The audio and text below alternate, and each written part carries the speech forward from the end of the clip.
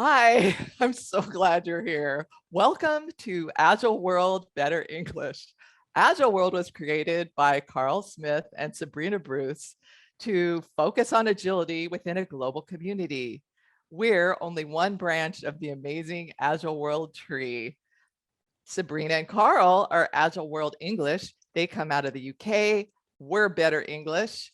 We also have Agile World in Spanish. We are coming up with Agile World in French through Montreal. So that'll be a very interesting combination of French. And we have Spanish too. There's a Spanish podcast. I'm Cynthia Kahn, founder of GSD Mindset and Agile Consultancy. And my co-host, and I can't tell which side he's on today, and I are passionate about Agile. Through this podcast, we share experiences of how others apply Agile principles to become successful so you too can apply those principles in your personal and professional lives. Steve, it's up to you. What are you doing today? Hey, thanks, Cynthia. I am Steve Mowbray. I am an enterprise Agile coach. I spent a lot of time working at the program levels and helping teams and organizations produce more value has been my focus. Today, we have an amazing topic. It is going to be how to influence without authority. And Cynthia is going to introduce Cherie Silas, who's just amazing. But before we do, I need to step back for a minute. And I have a busy weekend. It is my wife's birthday on Monday. Oh. And everybody loves my wife. I think most of my neighbors put up with me because my wife is just wonderful and adorable. So I sent out a couple, texts saying, hey, you guys want to come over for brunch? Maybe we'll do a brunch. And the next thing I know, I've got about 22 people showing up tomorrow. So I've got to so after this, I'm taking my son to his first soccer game of the season, new team. And then I have to prepare brunch for 22 people. And my wife is a vegan pescatarian, which makes life very fun for brunch. So I've got an interesting day. But anyway, let's get back to the topic at hand. Cynthia, do you want to talk about Cherie? I do. And I also want to thank you for not asking us to sing her happy birthday, because that was my biggest fear when you said my wife's birthday is tomorrow. Would you please sing for her? I think that's a brilliant idea. We'll come back to that at the end.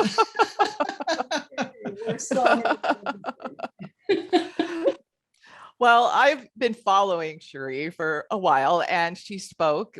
I'm from Austin, and you're from Dallas, right? Are you? I live in Dallas. You live in Dallas, and she spoke at our Agile Leadership SIG about influence without authority, and I'm like, I have to have her on our show. We all know that changing to an Agile mindset is not always as easy as it sounds, and we all who are coaches run into stumbling blocks with our clients. And the advice that Cherie gave us was so common sense and so practical that I just was moved by the simplicity. Actually, I'm like, you try to come up with all these things when actually what we do in our just every day, the types of interactions that we have can help us. So I'm going to turn it over to you. Like, tell us a little bit about your background and that aha moment when you realized like coaching was just like everything else that we're doing. It's common sense and treating people like we would want to be treated. So, give us a little bit about that. And then I'd love to hear like some of your top experiences or like common experiences so that everyone can kind of learn a little bit about what's going on and apply those principles in their life so they too can become better coaches. Awesome. Thank you very much. So when did I realize that this was more common sense? I think it was a process. So I came from an executive background, had a brief stint in project management, and then it seemed weird to me. I just did what I wanted to do and then found out, oh, that's Agile. That makes sense to me. Hilarious. The company I was at was like, you're the best project manager we've ever had. And I was like, yeah, that's because I don't do anything you want me to do. At the end, I go and prepare all of the requirements documents because I know what we're going to produce. It's all done. So Not what I'm advocating for, but that was what worked for me. And so I was, I gotten into, Agile for a while, didn't really understand everything about it, but it just made sense.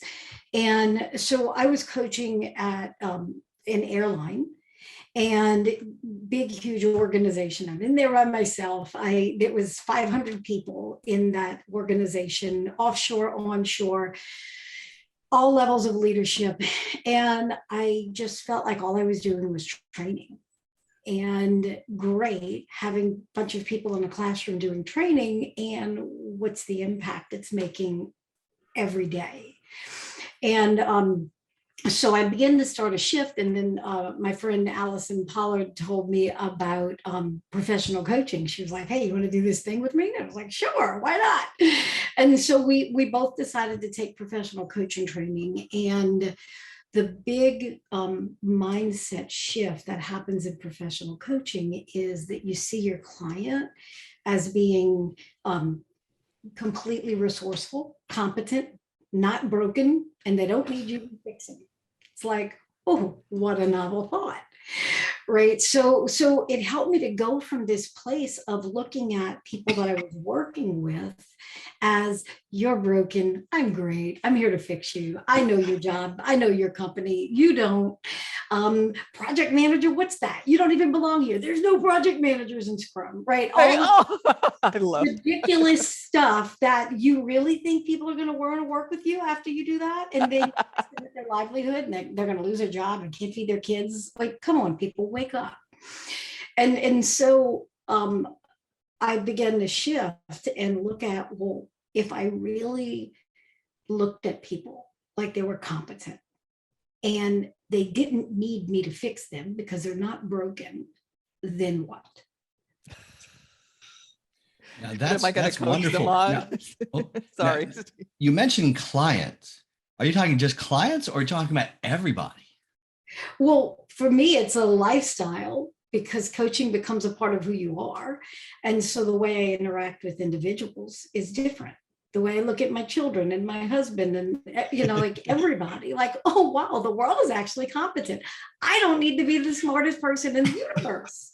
Amazing. And if you are the smartest person in the room, you're probably in the wrong room, right? Exactly. And so, yeah, it actually, if you think about it for just a moment, all of the people you interact with, if you really thought they were competent and they could solve their problem, they just need a thought partner, and they've invited you to be that. What an honor, first of all, to witness what they're doing. Instead of getting the attitude like, oh, come on, people, what are you doing? Like, oh.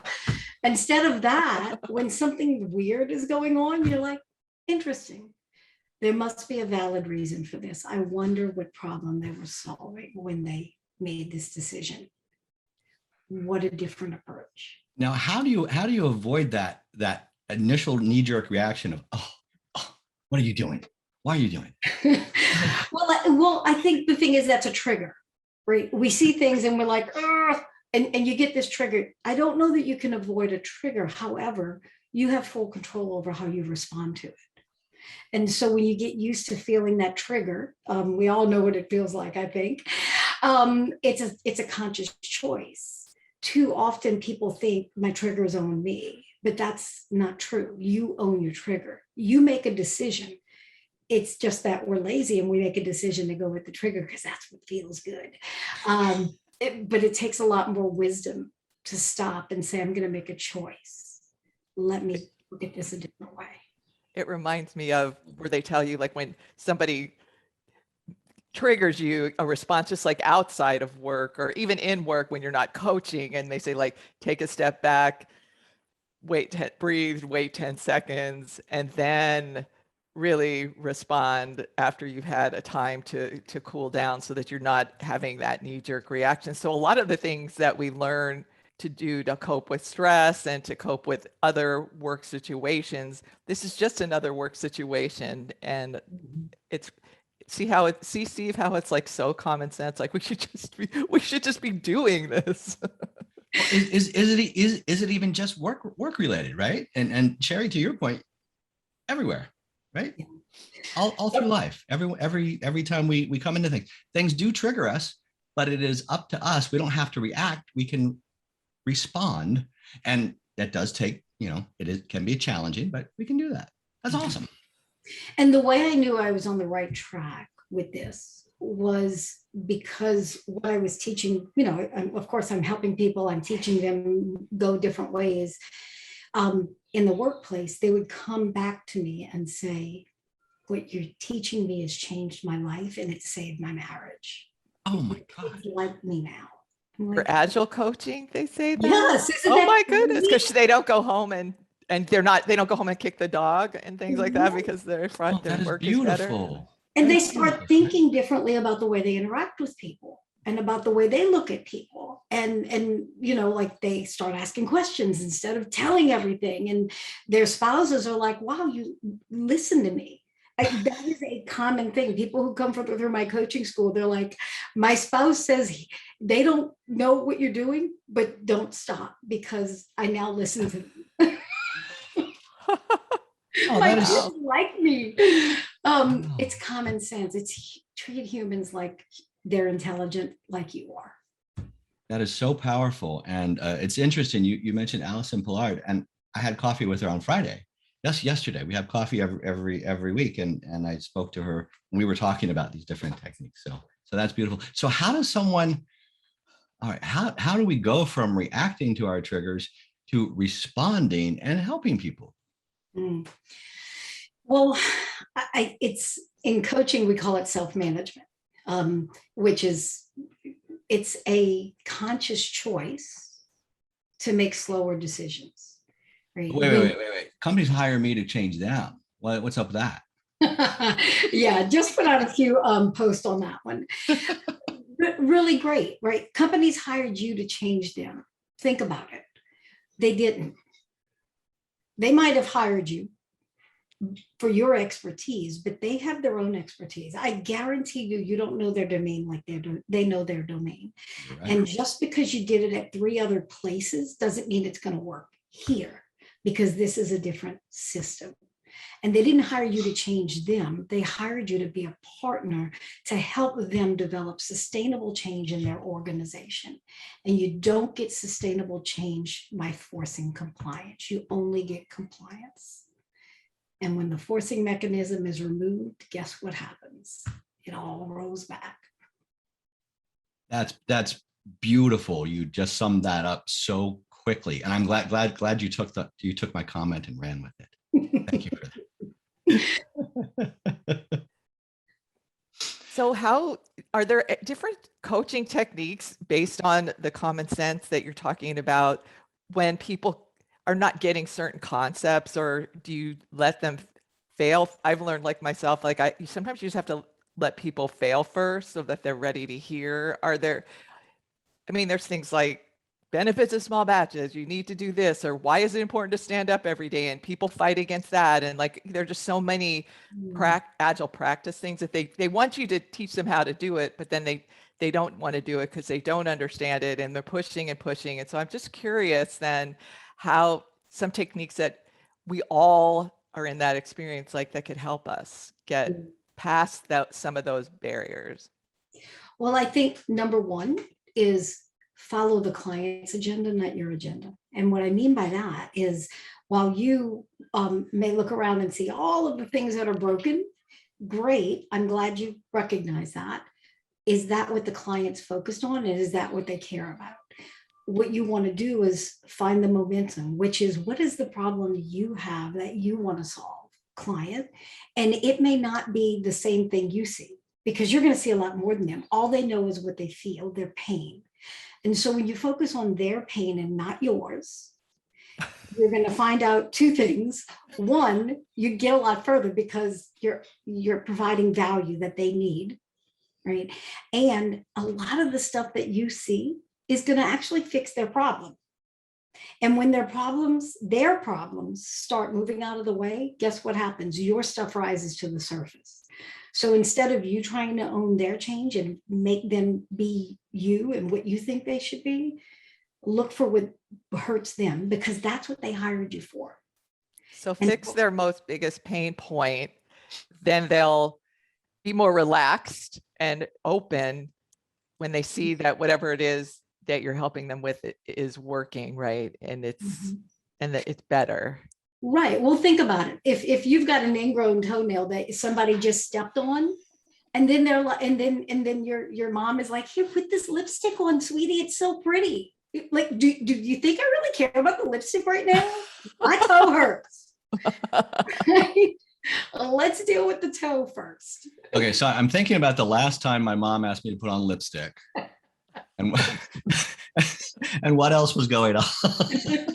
So you're right. You had to step on your toe first.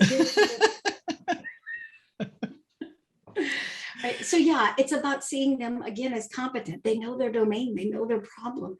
They hired you to help them, not for you to drag them, for you to fix your version of fix on their company. Remember, you're going to leave and they're going to be stuck with what you left them with. Well, wait, but what if I'm doing this with my family, right? I'm not planning on helping them become happy and then splitting, right? I'm going to stick around. Oh, that's so nice of you. Awesome. So let me ask a question. Your mother-in-law comes over and she walks into your front door and she's like, why is the living room arranged like this? Why do you have these spoons in this drawer? Why are these dishes over here? Why are you cooking like that? Move. Let me show you how to do it. How's that feel, Agile Coach? So my mother-in-law is from Ukraine, and I was learning Russian. And when my son was born, she came over to stay with us, and she is one of the most amazing, powerful, loving women I've ever met in my life. And I'm so grateful that she, I married her daughter. However, I felt it best that I stopped learning Russian. Because I'll just put that out there. But yes, absolutely. I want someone to understand why I'm doing things the way I'm doing, and then we can have a discussion about how to fix it, right? Yeah. Sorry, Steve. That reminds me of another discussion. I'm from the Hebrew national persuasion, so part of art and culture. So what you're saying, Cherie, like culture plays into a big part of that. Because when you mentioned mother, like my mother always used to have a compliment, like, I really love your hair today. And there was always a but. So I think we also follow, like when our clients do something, we're always like, yeah, you did a great job. But there's always like, we just can't acknowledge things without adding the, like kind of like an improv yes and, but with coaches and with nice Hebrew national mothers, it's always this, but there's always a but, there's something else. And it took me a while, like to realize like that's just the way my mother is. It's that she really is complimenting me, but when she says that, it's just the way, that's a culture thing, right? So I'm using that as an example, because how do you practice your practice and then integrate culture so that you actually can, make that change? Yeah, well, it's amazing you say that, because I have paid a lot of attention to conversations. And when the conversation is yes and, you get collaboration. Right. When the conversation is yeah, but, you get competition. Oh, interesting. Okay. Create collaboration. And until you have permission to speak into someone's life, right, and to tell them things, then don't. Create relationships, and be on their side. I can tell you so many things that Agile coaches do wrong. Going in with your own agenda, because what that means is, if I'm the client, and think about it, you come into my Agile organization, I'm a manager, I've been here for 5 years now, here you are telling me I don't have a job anymore, I don't have a place, there's no managers in Agile, sit in the corner. And then what do? Exactly what they were doing. And you start telling people what to do. Well, why can't they just tell people what to do? If you're going to tell people what to do, you just stole their job, right? So it's seeing them as valuable, right? And being able to honor them and partner with them. So I'm not here to change you. I'm here to be an advocate for you. Why would they care if you were successful? Let me tell you, people know when it's all about you and your success, and they have no reason to buy into your success, especially at the cost of their own success. And remember, you're messing with their livelihood. When an Agile coach comes in and shuts down the PMO, how many kids went to bed last night without dinner because of you, right? That's the message you're sending. No wonder people hate you. I love the value. My hands are to value, honor, and partnership. Those should be things that when you get your Agile coaching or your certification, value your client, honor where they are in relation to where you want or think they should be, and partner with them to get them wherever they need to go. Yeah. That is really our job. Yes, That we somehow forget because we think it's teaching them Scrum, teaching them safe, teaching them Kanban, whatever we're hired to do, but that isn't really what we're doing, right? Agile is never the goal. Never. Agile is never the goal. If Agile's the goal, you're in the wrong place doing the wrong thing. The goal is business results. And so when you think Agile is the goal, it's a competition to force them to do Agile. When you recognize that their business results is the goal, then you'll partner with them to get the results they need, because you'll have to listen to the problems they need to solve and what's blocking their business results. Stop thinking Agile's the point. Coaches who think Agile's the point, they're too young in the game to be coaching. I hope that's not too No, that's beautiful. And one of the things that often happens when we start working with new organizations is we have to identify, what are we really here to do? Are we here to coach? Are we here to consult, meaning we'll tell you what to do based on our experience? Are we here to deliver something, right? So you want me to be the project manager or the Scrum Master, or deliver, or do you want me to fill a role? Do you need somebody to fill the product manager role? All of those are things that we've probably been asked to do under the guise of coaching. Right. Coaching is a very misplaced title.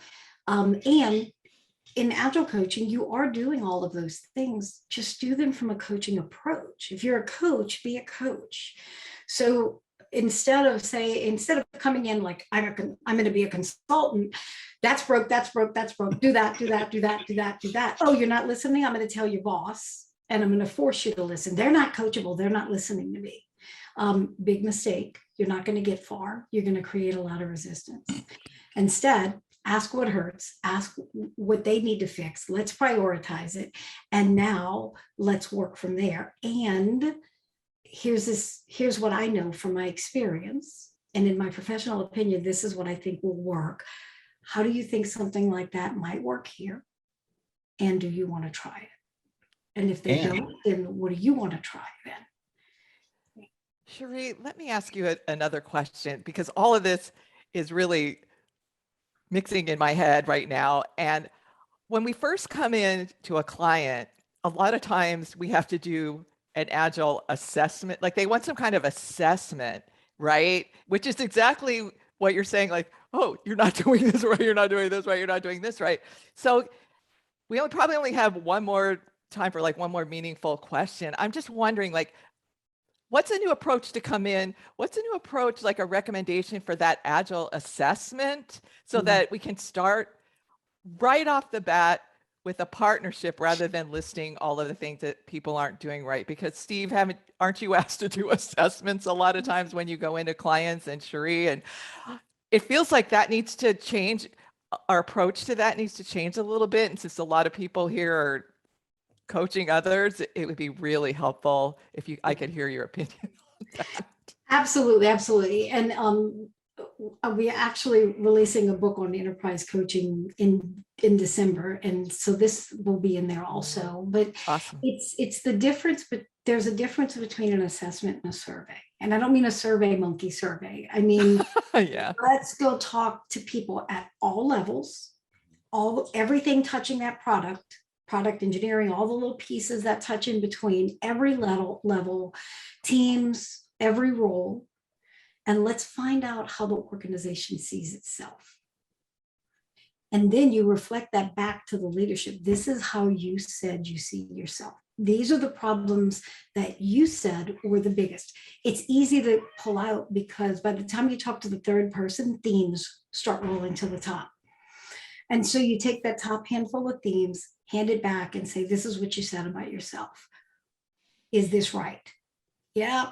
That's right. I can't believe it. You found out exactly what it is. Yeah, because I'm just telling you what you told me. And so what do you want to do with that?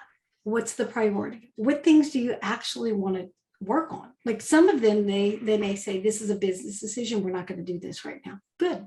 We'll put that to the side. What do you want to focus on? Now let's come up with a plan for how we do that. How will you know it's fixed? And you mix. Basically what I do is current state, future state. Part of that's what they know. Part of that's what I know. Then we do measures of success. How will you know we're going to be successful? What's the business results we're looking for? And how will you know this happened? And then we put together a plan. Part of it's what they've already told me they needed. Often it's role clarity and things like that. And part of it's what I know they need. And that's a kind of a list of here's some things we might do. But what's important is that we understand how we're going to measure success. And so you see how much ownership is here? Let me tell you one last thing really quickly is that you cannot own the client's change. Do not let them tell you it's your job to change my organization. That is a trap. Don't fall into it. It doesn't work. They need to own their change. I mean, think about it. If you want to lose weight, how much pushing on you is it going to help? Like if your sister or your spouse or me are like, you can't eat that. You can't eat that. What's going to happen, right? I'm eating that, baby. That's what I'm telling you. When they're not looking, right? It's not, I can't change you. Only you can change you. And so they have to own their own change. I will not work with a company that won't give me, preferably a team, but at least one person who has enough authority to make change, who holds the purse and can make change to be that for me to partner with so that they can implement the change. And so, yeah, I can't do that for you and I won't do it for you because it's not sustainable and you're wasting your time or my time and your money. That's wonderful. And one more thing on assessments is, you mentioned the ingrown toenail. Yeah. I kind of see assessments as let's figure out all of the underlying things and techniques that might be causing pain, right? So the goal might be to get to the wedding or to get to visit people, right? That's the ultimate business goal, but your toe hurts. Well, that's something we should probably fix because that's going to impact our ultimate value of getting to the wedding, right? So assessments used in that manner, I think, can be very valuable to measure current state. So you have a good idea of what the future state can look like. Yeah, and when you do team level assessments, like the agile maturity things, by the way, I hate the word maturity because these are not different. But these assessments on where are you in your journey, the way I do them is you assess yourself. I'll also see what I see and we'll put that together. What's important is not what I see, it's what's the gap between what you see and what I see. And you don't have to see it my way. If I think you're here and you think you're here, cool. That's not something you're ready to work on. What gaps do you see that you want to work on? Right. And now let's have a discussion and agreement and partnership on that, because I may think this is the thing, but you may think this is the thing. So let's figure that out. And when you talk about it, they may change your mind. I hope they do. See everything. It's like, oh yeah, you really are there on that. I hope they do change my mind. Right?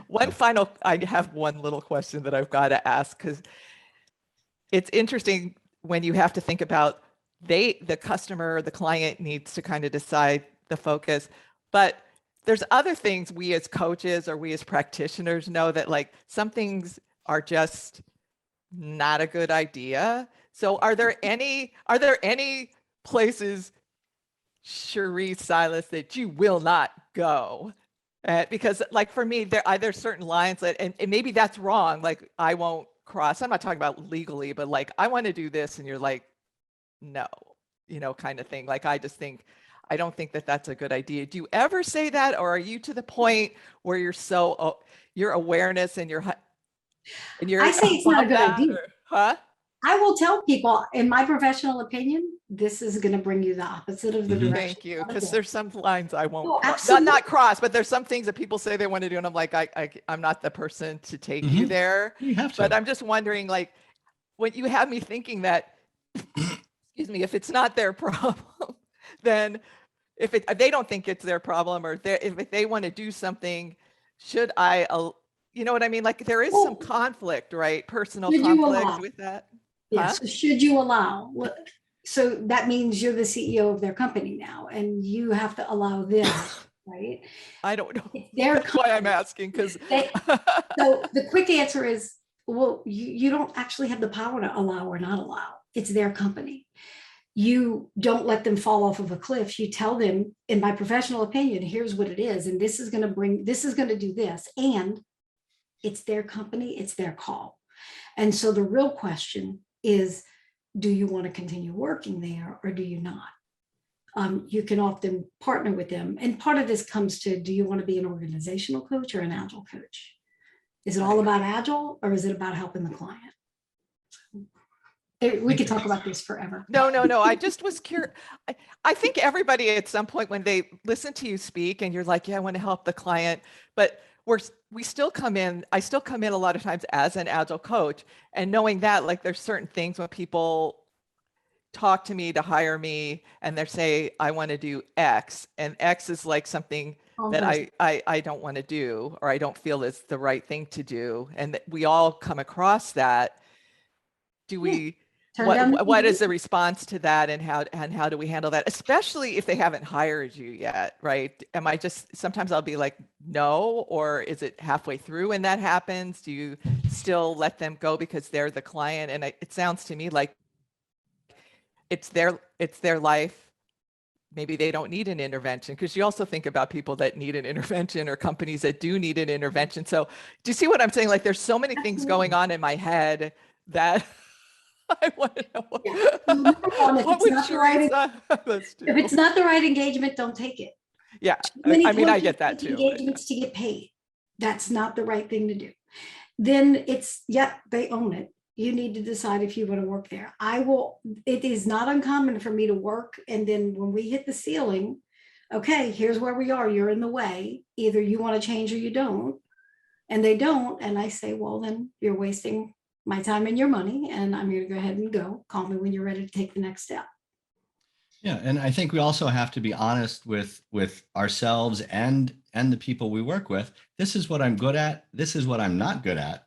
So I can, and there's also, what are my values and what are the ethics involved here? It may just not be ethical for me to do that because I'm not trained in therapy or something about that. I need to move on.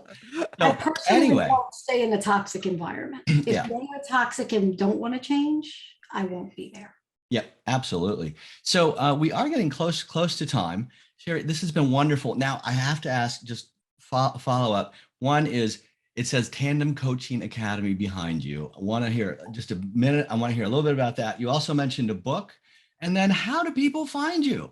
I just said I wasn't going to ask stack questions, didn't I? And I just asked a stack question, didn't I? That's okay. So I run the Tandem Coaching Academy, which is the only ICF accredited ACTP program. So lots of back up, because not everybody here is from the Agile community. So rewind, unpack that first before we go to the next. So The International Coach Federation. I'm a master certified coach there. Actually, the only master certified coach who's also a certified enterprise coach. So pretty cool. Wow. And so they kind of hold the space for professional coaching, like maybe Scrum Alliance or Scrum.org does for Agile. And so I run an accredited program by them. It's accredited by them in the Agile space, the only one in the Agile space. My main goal is to bring professional coaching mindset and skills to Agilists, Agile coaches, Scrum masters. So we run a school to do that. Alex Kudnov is my partner. And we run a school to do that. And so you can find us at tandemcoaching.academy and see all of our programs there. We teach Agile, we teach coaching, and help people. Our motto is bringing the worlds of professional and Agile coaching together. That is wonderful. That is and if any of nice. you have a Scrum Alliance account, you can find some free videos from Cherie, and they're fabulous. Now, tell me about the book. What's the book?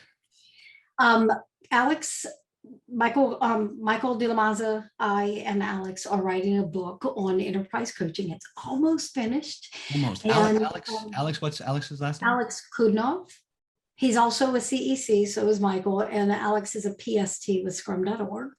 And so we're writing a book on enterprise coaching and invitational coach to enterprise coaching, which is the difference between I'm coming in to rule your world and I'm going to invite you to change, right? I'm going to be a partner with you and invite you to change.